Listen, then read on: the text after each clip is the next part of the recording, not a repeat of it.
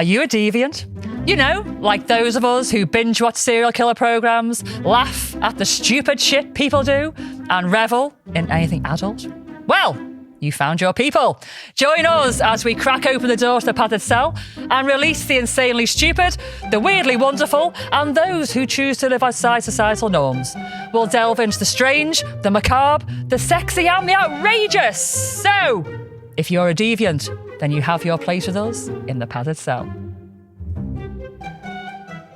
Hello and welcome to episode 58 of the Padded Cell podcast. It's nuts. Do you know what? I was listening back to some old episodes recently. Yeah. I know I'm dead sad, but you and I both laugh at ourselves, don't we, when we see our reels and everything. Yeah. I don't know if there's any other podcasters out there who watch their own podcasts and laugh. Are we all sad, or are we just very good at what we do and making ourselves laugh? Who knows the answer? But yeah, I've been looking back on some of the old episodes, and I think it's like episode 8 or something. Yeah. And I was like, God, episode 8, and we're still here. And then we got to 12. I'm like, we're not in jail. We're not in podcasting jail. We're still here. I remember you saying that, yeah. It's mad. And here we are, nearly to 60. Do you know what? I'm just going to put something out there, actually, to other podcasters, because something's been wicking me lately. If you're from around the world and you don't know what wicking means, getting on your wick. Getting on your nerves. On your tits. And we just say wicking. Yeah. Here, don't we, in Liverpool? Getting on my wick. So I've been looking for some new podcasts because all my fave ones, I'm up to date. Because when I'm doing my work and everything, I have a podcast on the background. I don't really have telly on very often. I have a podcast on the car. Person. Yeah, big podcaster. And a lot of them now, they're riddled with adverts. Oh, don't. Do you listen to podcasts much, Kelvin? I do. I listen to a lot of podcasts. Yeah. Have you noticed the rise in adverts? I listen to a lot of adverts now, yes. Yeah. So what I'm finding is a lot of my favourite podcasts, there's more and more adverts coming on board. And I think it's because it's really hard to make money when you podcast. And so one of the few ways you can is by getting sponsorships or adverts. Yeah. And I've always said from day one, I do not want our podcast listed with adverts and sponsorships because I fucking hate listening to it. Yeah. And we've maintained that. And I'd rather be poor and you know, not get all the sponsorships than have all you lot have to listen to a fucking load of shit adverts about HelloFresh and, you know, getting a will and all that. It's fucking bullshit, man. Anyway, so loads of them, and I've actually unfollowed. If you are a podcaster and you listen to this or watch this, you need to know that people are switching off if you've got loads of adverts on your podcast. Loads of people are telling me this, and I'm doing it. I have recently unfollowed 3 really big podcasts, really? Big ones, because literally the first 4 minutes is adverts. Then you've got like 15 minutes of them talking. Then you've got about 3 sponsorship adverts in the middle. Yeah. Then they'll talk a bit.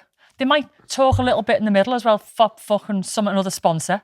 And then at the end, there's about 4 adverts again until it breaks then to the next episode, and then there's more adverts. And you're like, I am wasting my time. No, we couldn't fit an advert in. Imagine trying to fit a fucking advert. Nah. They'd be like 2-hour podcasts, wouldn't they? So, if you've got a podcast and you've got loads of adverts, it's counterproductive. You are going to lose people because Spotify and all them, they're now piling on loads and loads of adverts at the beginning and end of all these podcasts and in the middle. And it's ruining the listening enjoyment of your podcast. Yeah. And I'm not saying, you should do what we do and get rid of them all, because it's probably a bit too late now. But I don't know if you can minimise them or something, because people are switching off. So what I want to know to everybody out there is, please recommend some podcasts that are like us, that are not riddled with adverts, because I want to listen to them. Yeah. I don't want my precious 40 minutes or whatever, 20 minutes of them being companies selling me shit. I don't want that. Or, telling me that I need to go to therapy. That's the latest one that keeps coming up. I'm not even going to say what the company is, because you're out there everywhere already. A therapist would be lost with me. Oh, therapists are just like, they'd need therapy. Me therapist would have to go and have a lie down and have therapy with another therapist. So, right, the other thing to say, I washed this T-shirt really quick last night and I didn't iron it. I've just seen how creased it is. I think so. I'm highlighting the fact. That looks And alright. also, it's one of ours. It's a new one, yeah. It's a new one. And it says, I'm a fucking delight on it. And this T-shirt is actually, it's inspired by something that happened to me. I told you this yesterday, didn't I? Yep. So I was on the desk, and it was one of them events. There's loads of things going off. It's just a funny little event, and it's just a funny day, I think. And I was walking around this like really fake smile, aren't I? And I just didn't mean it at all. And so I was like, are you okay? I'm like, yeah. And the conversation went like, you really intimidate me. And I went, why? I'm a fucking delight. And it was this crazed smile. And that person said, you actually looked insane then. So I've made a mental note of it that if I ever do merch, I've got to have I'm a fucking delight. And it's that smile. It's great, isn't it? When I was designing this, I was like, I need it to look Deranged. crazy. Like on the inside, I am crazy. But on the outside, I'm a fucking delight. So there you go. This is one of our T-shirts. This is going out on the 24th of October. Fucking hell. Fucking hell, the year's fucking flying away. I know. What happens then, you see? It's Halloween. Oh, don't. Then it's Bonfire Night, Guy Fawkes. Stop. And then it's Christmas, isn't it? Just. After, literally in a few weeks, 2 weeks' time, all the Christmas adverts will be on, won't they? There's Christmas stuff in shops now. Oh, it's been Christmas shops in Christmas shops. Been Christmas stuff in shops in September. It's But the ridiculous. adverts on telly will be coming on soon. Yeah. Anyway, 24th of October, big day in 79 AD. Okay. Yeah, and you know this. Do I? You don't know the date. Jesus Christ Superstar. No. That was a different episode. And, 79 AD, after death. Yeah. So, 79 AD. Now, this event, originally in records, it said that this happened on the 24th of August, 79 AD. Okay. But they now know from further information, research and stuff that's taken place that it happened on the 24th of October, 79 AD. And this was the day of one of the biggest human disasters in history. No? Okay. It was the day that Mount Vesuvius erupted I was going to say it. and Pompeii. basically obliterated Pompeii. Yeah. Yeah. Yeah, I know this. 79 AD. And do you know what? I've been all around the world, and Pompeii is not one of the places that I've been to. Oh, I'd like surprisingly. To go there. Yeah. Because I love historic sites like that, but I haven't managed to get there. But it's on our list, our very, very, very long travel list. But I love watching programmes on Pompeii and the people's last moments and stuff. I'm sure you've seen it, haven't you? Yeah. There's literally people in the middle of their daily lives doing normal stuff. There's people in bed and everything. It's crazy, isn't it? It's supposed to be a fella having a wank, you know. Is there? Yeah, supposedly. Yeah. I don't know whether... What a way to go. Do you know what? I've had time, I'd look it up. But apparently there's a guy, he's probably thinking, okay, so the volcano's erupted. I'm probably going to die. So I'm just going to have a little cheeky wank and go out on a high. I'm going to come as I go. That'd be good timing, that, wouldn't it? Imagine if he didn't come, though. Imagine if he couldn't crack one off before he got obliterated. Imagine he lost it. Yeah. Oh, you'd be... Yeah, look. 2,000-year-old man masturbating. Look, see, he's having a proper little cheeky wank as he goes. Isn't that crazy? I just really, really hope that the gods of wank let him come before he died, because that would be... Do you reckon there is a god of wank? I don't know. Just said it. Don't know. If there is, thank you. I've thank you. Thank you for giving me a husband that knows how to do what he needs to do. And I'm not going to say anymore. I'm tired and my filters aren't applying, are they? Yeah, look at your notes, love. Stop now. Yeah, I'm going to look at my notes. We're not going to go off piece. Sorry, love. Read the paper. Okay. Also on the 24th of October, this is going to form my segment. Okay. Really interesting lady. If I can read my segment, because my lappy's about to die. I've asked the guys to print out me notes, and my notes are on normal size font. Normally, they're on. Let me A just... page. Okay, let me just show you. That's probably about the same size. So normally it's that size. You can read that from there. Today it's on that size, so I could struggle. Anyway, thank you for printing everything out. It's okay. I'll to just read. Sorry. It's News okay. at 10.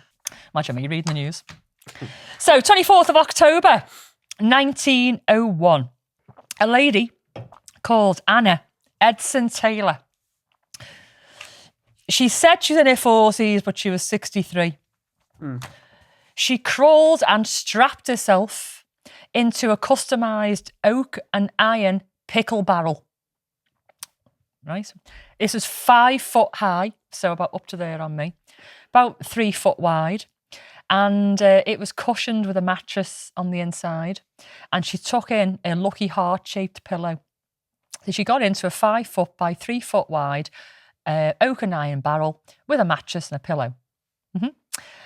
And along with 2 assistants who pulled her by a boat, this barrel was attached to a boat, they pulled her to the centre of a fast-flowing river and cut her loose. And this river flowed directly to the Canadian horseshoe, Niagara Falls. Fuck off. So she went over the side of Niagara Falls in a 5 by 3 foot wide barrel. Why did she do this? She was a little bit nuts, but basically she was a widow. And she fell on hard times. Her house burned down. Lots of different things happened to her.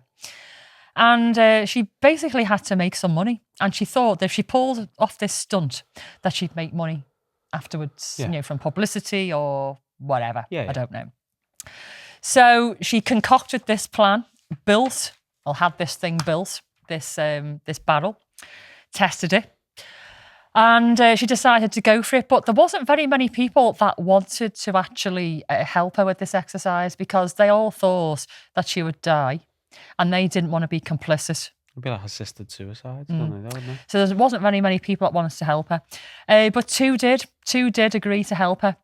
Now, before the day itself, before it went ahead, she put her cat in the barrel to test it. A cat? Fucking hell. I couldn't put my little moggy in there. Anyway, there's a picture of her with the cat. Did I send it to you? Did I send you the picture of the lady in the barrel? I think I did, didn't I? We only sent you one. Don't show it yet. Yeah. Okay. There is a picture of her with the cat, and the cat's got like a bit of a bloodied head. So she said the cat was fine, it survived. I'm like, but it's got a cut in its head. Yeah. Is it really okay? But she was happy that the cat was still alive when it hit the bottom. Right. So she was happy to go ahead with this. So on this day, these 2 people pulled her out into the centre of the river and let her go. Now, she did actually say, there is a quote afterwards about the fall itself and how she felt about it. And she was terrified, apparently, even though she was like a daredevil, if you like. She was terrified doing it. And her only motive was to try and make some money. Jesus Christ. Now, one of the people that agreed to help her was a fellow daredevil called Carlisle Graham. And he was the first man to run the rapids on a raft and survived. So he was well up for this. When she said, I need some help, going over the edge of this waterfall. Yeah. He was like, all right, yeah, I'll help you with that. Yeah, no problem at all. I'll give you a little push off the side. Yeah. So she was actually pulled about 20 minutes upriver. Right. Because if they got too close, the boat would have gone over as well, wouldn't it? Yeah, so they had to go upriver. So it took her 20 minutes to get to the point of the edge of the waterfall. Can you imagine what must have been going through her head at that point? Because she wouldn't be able to see. That's it, yeah. She would not have known at the point when she was going over the side. Now, what she would have heard the sound, I suppose, of the waterfall coming towards her, because where she was let go initially in the river, there would have been rapids, maybe, but it wouldn't have been dead loud. If you've ever been by a big waterfall, the sound is deafening, especially the Niagara Falls. It's deafening. So she would have heard it coming closer, but she wouldn't have seen it. Yeah. So she would have been like, God, is it now? Is it now? Is it now? Yeah. That anticipation on its own would be enough, That'd exhaust you. God, yeah. Mentally exhausting and stressful. So stressful. So she didn't know. Anyway, people, onlookers were watching her initially fly off the edge. Now you think that, is she going to fly out so you can see the barrel drop? But actually, the distance from the side of the rock to the edge of where the waterfall stops, if you like, it's massive. It's very, very, very wide. So they did actually see her go off the edge, but not actually exit the waterfall. Yeah. She came off and then in to the waterfall, Yeah. into the water, and disappeared momentarily. And again, if you've seen the Niagara Falls, where the water hits the bottom, it bounces back up. I don't know how many feet, but tens of dozens, I don't know, about high. And so she plummeted into the water. So the onlookers must have been like, you know, is it gonna smash this thing? Is she gonna come up for air? Where's she gone? Anyway, they didn't see her straight away. There was rescuers waiting for her in a boat to go and get her. Didn't see her straight away, and eventually it bobbed up into the water, and it wasn't broken at all. No way. So whoever made this barrel made it to withstand coming off the edge of a waterfall. Yeah. I mean, fuck the way they make things nowadays. It doesn't even survive a drop on the floor. Yeah. Never mind off the side of a waterfall. Especially Niagara Falls. Yeah, It's huge. it's isn't it? huge. It's Yeah. huge. Now, just to go back a little bit, when they actually put her in this thing, there's a mattress, like I say, a little beloved pillow. They nailed it down. They had a little hole in it. Yeah. And they pumped it up with air to compress it with bicycle pumps. This is how basic it was. And then they plugged it shut with a cork. You're like, this woman's going over the edge of a waterfall in a barrel that's plugged with a cork. Dear me. She was brave or desperate. Lunatic. Yeah, brave or desperate. So anyway, when they opened the lid of this thing, she was alive inside, and she also had a little matching gash on the head to match her cat. No way. Yeah, but for all intents and purposes, she was absolutely fine. No real injuries, no mortal injuries or anything like that. And I'm sure with adrenaline, she was just fucking relieved. She bounced out this thing. You know, she was absolutely fine. Now, for a little while, she was the centre of attention with the press, and there was a flurry of articles and photos. Yeah. But she didn't make much, if any, money from it at all. But what I referred to earlier on, she gave a statement to the press, and she said, if it was with my dying breath, I would caution anyone against attempting this feat. I would sooner walk up to the mouth of a cannon, knowing it was going to blow me to pieces, than make another trip over that fall. That's how terrifying it was. I'm not surprised though, yeah. Yeah. Now, other people have actually attempted the thing over the side since. I think there was 15 people. I've actually put this down here. Hang on a minute. About 15 people attempted it since then. 10 have survived. Wow. One of the people that died went off the side on a jet ski. Oh, A jet ski. that's natural selection at that point, isn't it? You know, I don't want to be disrespectful to the family and all that, but why do you think it'd be okay to go over the side of the jet ski? You've seen the size of this thing. It's fucking huge. This thing is ferocious. I mean, people die on jet skis on a fucking calm sea. Yeah. Never mind off the side of a waterfall. The power of water's no joke, is it? I was going to say don't be disrespectful to the family, but, you know, I think they were dredging the bottom of the gene pool with this guy when they thought that he would be all right using a jet ski. Yeah, look. So, Calvin's bringing it up for us. Look at the size of it. It's fucking crazy. I'm sorry, but even the boat that is on the water at the bottom of the waterfall, sightseeing this thing, they're getting soaked and everything because of the ferocity of this water. Yeah. But look at this! Look at the top of it, going off that in a boat. But she went off that in a barrel. What a lady! She was desperate, obviously. Anyway. I think this statement that she made, saying that she'd rather, you know, open her mouth in front of a cannon, I don't know whether this was to deter other people to stop them doing it. Probably. Because she wanted to maintain the notoriety. Oh, maybe, yeah. Because she did hint that she would do it again. Mm. Excuse me, a few years later, but she didn't. She chickened out. Yeah. So she briefly earned a little bit of money speaking about her experiences around the country, giving little lectures. She wrote a memoir. And she returned to Niagara Falls to actually sell her memoir.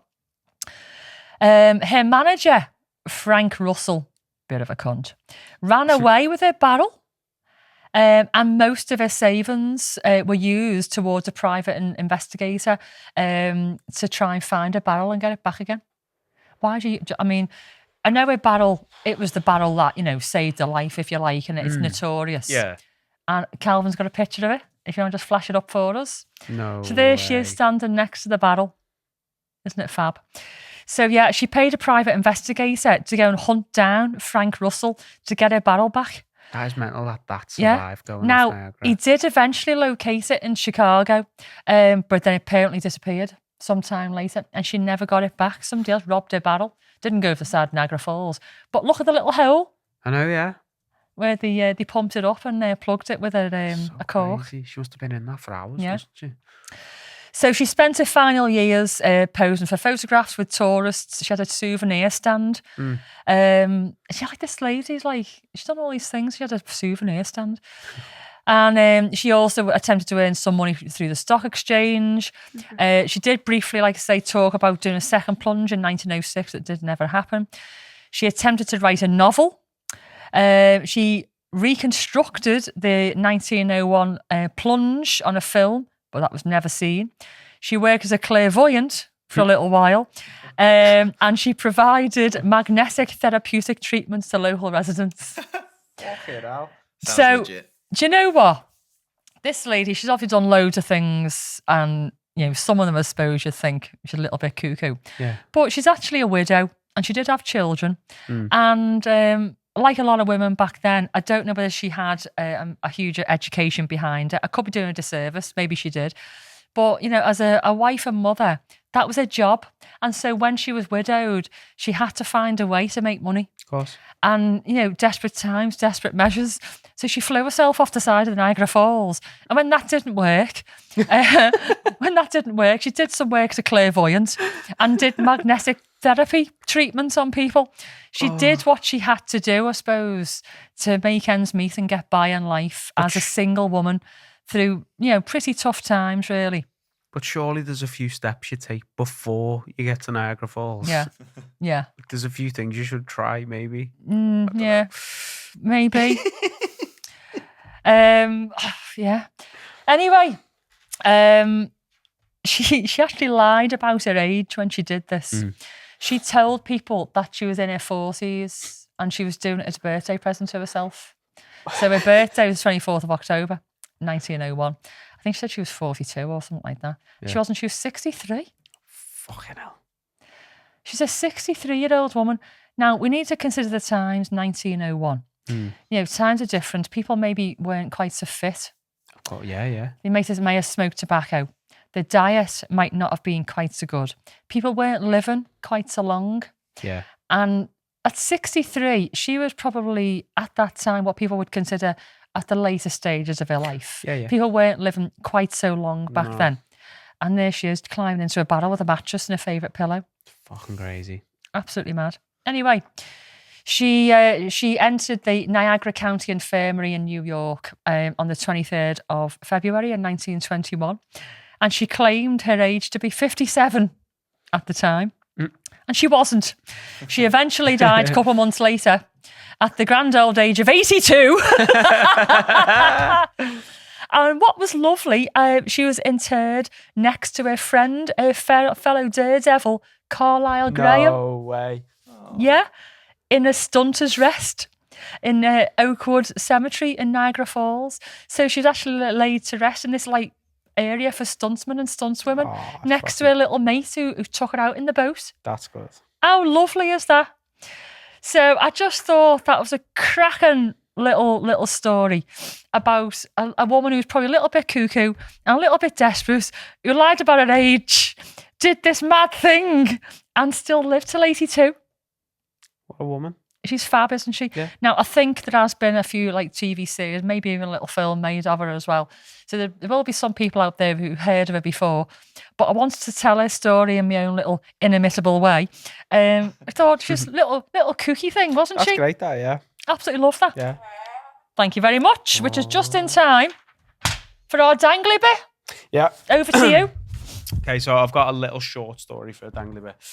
It wasn't enough to make into a full section sort of thing. You've actually handwritten this. Yeah. I was only saying yesterday, I have lost the ability to handwrite. Yeah. Since I type everything and text everything, my handwriting is shit. Is it? Well, you actually had to ask me what something said last night. You said, does that say size small? Yeah. I knew what it said. Right, go on. So this is a small story about the fastest man-made object ever made. Okay. Any guesses as to what it is? A bullet. Nope. It's meant that. I mean, it's probably the fastest man-made object through a technicality. No, go on. It's a manhole cover. I'm intrigued. I used to call Sanjitals manhole covers. It's not one of them. So it's not the fastest flying Sanjital ever made. No, then. no.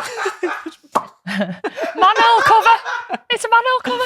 Anyway, go on. So this happened on the 27th of August, 1957, and it was back when America were testing nukes. I'm going to condense this down because I am, No, go on. You're right. It was when America were testing nukes. So originally, when they were testing nukes, they were testing them out in the middle of the desert or the middle of the sea and stuff like that. And then someone on the team was sort of like, what are we doing about all the radiation? And they're like, shit, yeah. Little afterthought. That shouldn't have been an afterthought. Yeah. So they were like, fuck it, we'll test them underground. Like, we'll fucking tunnel down, we'll build a big thing and we'll test it all underground. Fucking great This is idea. 1957. Yeah.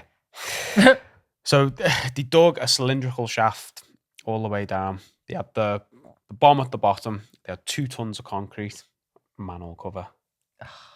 You can see what's going to happen You can here. see where this is going, can't Yeah. you?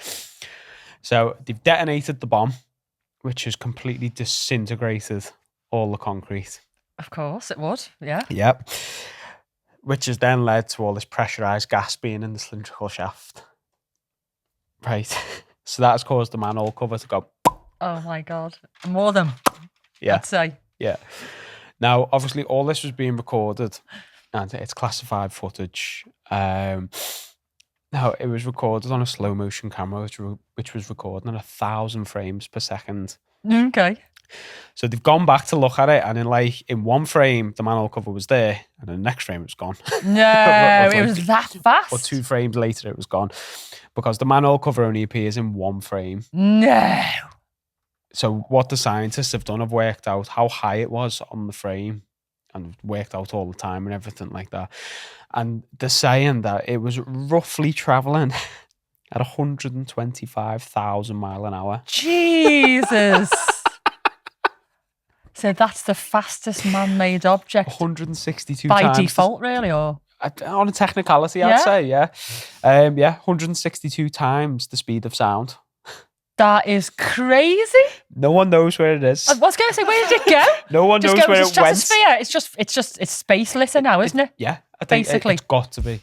It's got to be. When you think of the trajectory Yeah. and then the speed, it would literally be in space in seconds. Yeah. It's probably like on Uranus. But just imagine they were watching the footage back, and then they must have watched it a couple of times. Someone's gone, where the fuck's the manhole cover? And they've had to go back frame by frame. Like, right there it is. No way. Mental, I don't know. Do you know, I'd love Mental. one day for, some astronaut out there to be just going by, going, is that a manhole cover I can see there? Fucking crazy. No But yeah, way. I come across the story. I was like, you know what? That's one for the pod there. That is crazy, isn't it? Absolutely crazy. Because when you think fastest man-made love that. object, you think rocket, Concorde. I saw a bullet. Yeah. Wow. No. Manhole cover. It's a There you fucking go. Grid. Love that. Right. We've got some time for a fetish factoid. Let's do it. Let me just find my large notes again. Oh shit, am I on my large notes? I don't even know if I'm on my large notes. Do you know what? I did have another little bit, but I'm going to leave it till next time because it's good and I want to actually elaborate Yeah, okay. on it a little bit. So I'm going to leave it till next time. Do you know what a lunar is? The moon. Nope. Lunar, like a loony. Oh. Go on, Calvin. Your ears pricked up then. Spelt how? Looner. L-O-O-N-E-R. Is it a lunatic? Nope. No. No. Nothing's coming. No. Okay, it's actually quite easy when Okay. you hear it. It's somebody who has a balloon fetish. Oh, okay. A lunar. Okay. Yeah. So they're sexually aroused by balloons and may masturbate with balloons or incorporate balloons into their sex lives in other ways. No way. Do you know, you do that in your arm and all your hairs stand on end. Yeah. If you're like wanking yourself off, all your pubes are like that, wouldn't they on end? Would you do like a tit wank with 2 balloons? A tit wank with 2 balloons. Do you know what I mean? If you get 2 balloons. Oh, right, over your willy, you mean? Yeah. Yeah, you could do, Maybe couldn't they you? do that. They'd have to be quite firm. They'd have to be well blown. Actually, They'd have to be firm, wouldn't they? Go on. You Mrs. tried G's got a this? story about Ruby, where, you know, Ruby slippers is a female event. they're long. Yeah. The Balloons. twisty balloons. Yeah, they were. They were inserting them. Yeah. Yeah. I wouldn't do it, but I can see why. And did they like it? Well, it went down well. Yeah. Now, I'm not saying I want to put a long balloon up my vag, but if it ever happened, Imagine you pulled it out in the shape of a dog. Goes in straight, comes out as a dog. that would be skills, That'd be wouldn't good, it? That would be skills. Now, you see, I would have to try and burst it. While it was in. Yeah. Got you. So I would be engaging my pelvic floor and I'd be going to try and burst it. What if it got stuck? You just fish it out. It's not like it's your bum hole. No, I get that. But like, there's times when we've used a beppy at the club or something and I've had to try and fish it out when we get home. It's fucking... Have a good go. Yeah, no, yeah. I'd have no problem. I had the Ex-midwife. speculum and everything. Ex-midwife. Get right in there. I couldn't feel it at one point. So I was like, I'll get the speculum. It is there. You should have got a plunger. Plunge it out of a vag. No, but I would be the one who's like trying to like squeeze it with that face. Dead sexy. Come out with a knot in it. Oh my God. Anyway, so Luna, where am I up to? Where am I? Here we go. Yeah. So, so tit wank with balloons. So you'd have a balloon either side. That's where we were, wasn't it? Yeah. It'd have to be firm balloons, though. I suppose if you're into it, though, that'd be really fucking You'd good. have to have a bit of a substantial penis, though, because you'd just get lost in balloon, wouldn't it? Yeah. Anyway, so balloon fetishists, they basically take a variety of forms depending on what they want to do with the balloons. Got you. I know somebody who's got a real aversion to balloons, and when we used to blow them up in work, you'd have to like leave the room completely in case one burst. It terrified him. So there's different types of fetishists. There's poppers, and they get aroused by popping balloons. So they might enjoy poking a balloon with a needle, sitting on a balloon until it pops. Got you. Or maybe put up the vag and try and squeeze it until it pops like Ladies me. here. Not like me. That was imaginary. Or blowing up a balloon to the point that it pops in your face. No. Oh, no, I'm not into that. What if it like came back on your face? I get... The only time I get anxiety is when I'm blowing up balloons. Okay. I fucking hate it, yeah. If it like came back though, because if you think about bubble gum, you blow a thing, Yeah. a bubble. When it bursts, it comes on your face, doesn't it? Yeah. Comes on your face. Pardon. Didn't mean that. You know what I mean. So a balloon would do the same thing, wouldn't it? It could snap back on your face. You'd think it would anyway. Your lips, yeah. I've had Has it it happened, done has it? before, yeah. Okay. So some people love this. They love when it bursts in the face and round the penis and all that kind of thing. And if you watch some balloon fetish porn, and I've had to do it for research purposes, otherwise, That is what's the point of me dedicated. sitting here talking about something I know nothing about? So I had to go and watch balloon porn. It's interesting. Yeah, it's interesting. And what some people do is they film it and they watch it in slow motion. They'll blow the balloon up like, Oh, okay, yeah. so it's like it's edging you, blowing the balloon up. Yeah. And then in slow-mo, the balloon bursts. And it's Got like, you. they come at that point. So if you're doing denial, would you blow the balloon off and then just go, Yeah, and just let the air out? yeah. Just be like, fuck you. Edge them for hours. Yeah, like fuck you, about cunt. to come when you, and then just let it go again. Spoil your wank. Then there's non-poppers.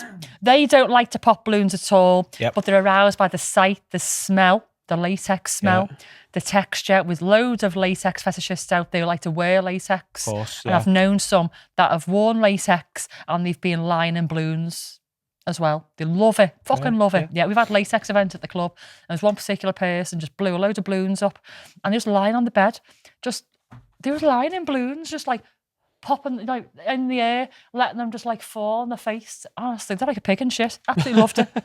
Yeah. So they didn't pop them at all. They just wanted them to land on them and stuff. They might want to rub them over the body, over the genitals. Some might just smell them, not blown up at all. Just like, oh yeah. there was one night, one that I still where I saw it now, and they put it over the nose and they would go and trying to blow it up with the nose, and then it's good coming back, and they were inhaling this latex smell. All the smell, yeah. Things people do, Makes man. sense. Absolutely mad. Yeah. So there's that, and then there's some people who do a combination of the two. Ooh. So they'll pop, or they'll just blow, or they'll do a bit of both. Just have a great time. Yeah, I've got a little bit more on it here. Hang on, I might have lost it. And there's some people who have balloon parties. So they invite all different types of poppers around. So I'm like, but if you're a non-popper, I know, yeah. going to a popper party or a mixed party, Maybe they have sections. how'd you consent for that? Do you have How'd a you quiet gain section? consent for that? A little We need quiet to room. know. A little sensory room where they can all just go and Yeah.